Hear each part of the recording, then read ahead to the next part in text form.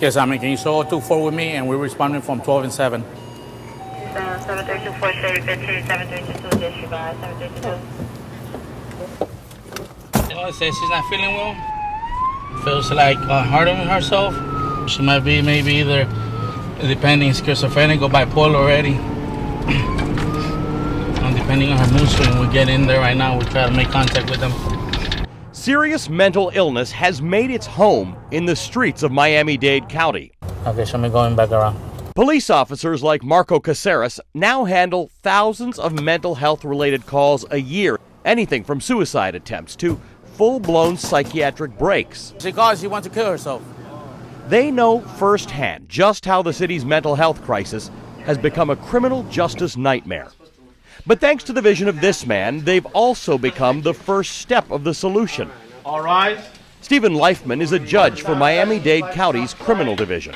Please raise your right hand. We have the highest percentage of people with mental illnesses of any urban area in the United States. It's 9.1% of our general population. And unfortunately, you combine that with Florida, which is either 49th or 50th per capita in mental health funding, and that has resulted in all of our jails becoming the largest psychiatric facilities in the state. For years, Leifman watched as the failings of an overburdened mental health system brought those suffering from serious mental illnesses, disorders ranging from schizophrenia to manic depression, flooding into his courtroom. Folks like Kwame Hill, a 34-year-old paranoid schizophrenic who's been arrested 33 times since 2002. Left without treatment, Leifman says Hill and others often end up living on the streets. There they self-medicate with drugs or alcohol and eventually land in jail for crimes like panhandling, trespassing, or petty theft. A lot of the crimes we get are these quality of life offenses. They're not committing nasty, horrible offenses. They're getting arrested every few days. Nationwide, the numbers aren't much better. 2 million people with mental illness go to state and local jails every year.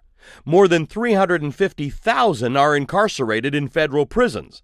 And since 2008, an additional $5 billion in mental health services have been cut. That's meant there's now 10 times more people behind bars than in state-funded psychiatric treatment. And and you have to at some point ask yourself, what is wrong with a society that's willing to spend more money to incarcerate people that are ill than to treat them? So the criminal justice system is wholly ill-equipped to provide effective mental health treatment. Ron Honberg is National Director of Policy and Legal Affairs for the National Alliance on Mental Illness. The reality is it's far less costly to intervene at the front end and link people with treatment. This is no different than providing humane, effective treatment to somebody who has a stroke.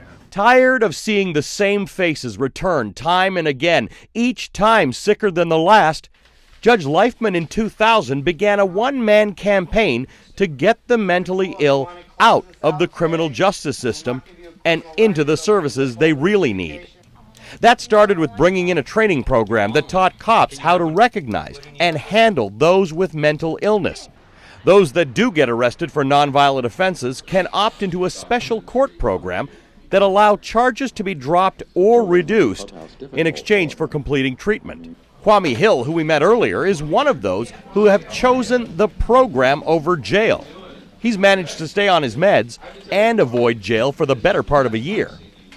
Along with success stories like Kwame, Leifman's efforts have been credited with helping drop the jail population by 40%.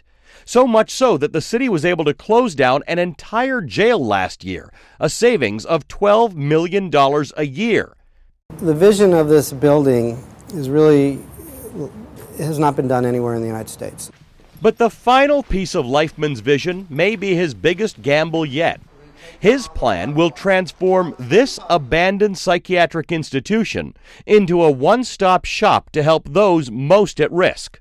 But while skeptics question whether so much public money should be thrown at a high-risk population, Leifman says anything else would be a costly mistake.